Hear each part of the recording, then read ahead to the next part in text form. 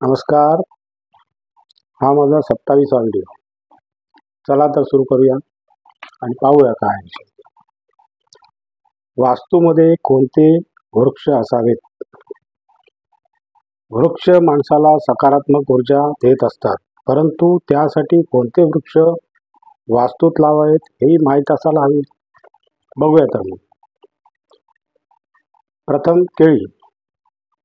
वास्तूत केळीचे झाड शुभ मानले जाते, पण ते घराजवळ न लावता घरापासून दूर लावावे. घराजवळच लावायचे असेल तर एखाद्या कुंडीत लावावे व रोज तिथे तुपाचा दिवा लावावा. त्यामुळे गुरुकृपा होते. ते 2 फुटापेक्षा जास्त वाढल्यानंतर इतरत्र देवळाजवळ अथवा बागेत लावावे. केळीच्या झाडासोबत जर तुळस लावली तर अतिउत्तम शुभत्व मिळू शकते. आता जांभूळ. जांभूळ हा वृक्ष पूर्वोत्तर लावू नये, दक्षिण भागात लावू शकता. या वृक्षासोबत डाळिंबाचे झाड लावल्यास त्याची सकारात्मक ऊर्जा वाढते. आता आंबा. आंब्याचे झाड शक्यतो घराच्या आसपास लावू नये.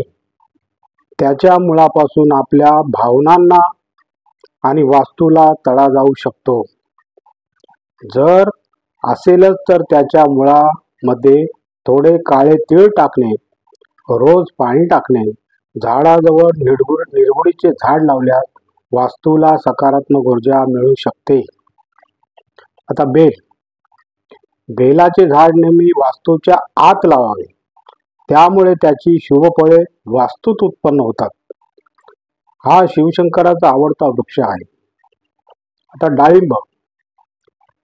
डाळिंबाचे झाड नेहमी घराच्या नैऋत्य वा आग्नेय भागात लावल्यास त्याची सकारात्मक ऊर्जा वास्तूला मिळते. व तसेच पपई, आवळा ही झाडे सुद्धा वास्तूत शुभ ऊर्जा देतात. तसेच पपई आणि आवळा ही झाडे सुद्धा वास्तूला शुभ ऊर्जा देतात. वास्तूत क नावाने संबोधली जाणारी झाडे लावू नयेत. उदाहरणार्थ कनेर आणि कॅट्स. हे झाले वास्तूतील झाडांबद्दल काही टिप्स. माझा व्हिडिओ संपलेला आहे. जर तुम्हाला व्हिडिओ आवडला असेल, लाईक करा, शेअर करा, सबस्क्राईब करा आणि कॉमेंट करा. नमस्कार. जय हिंद.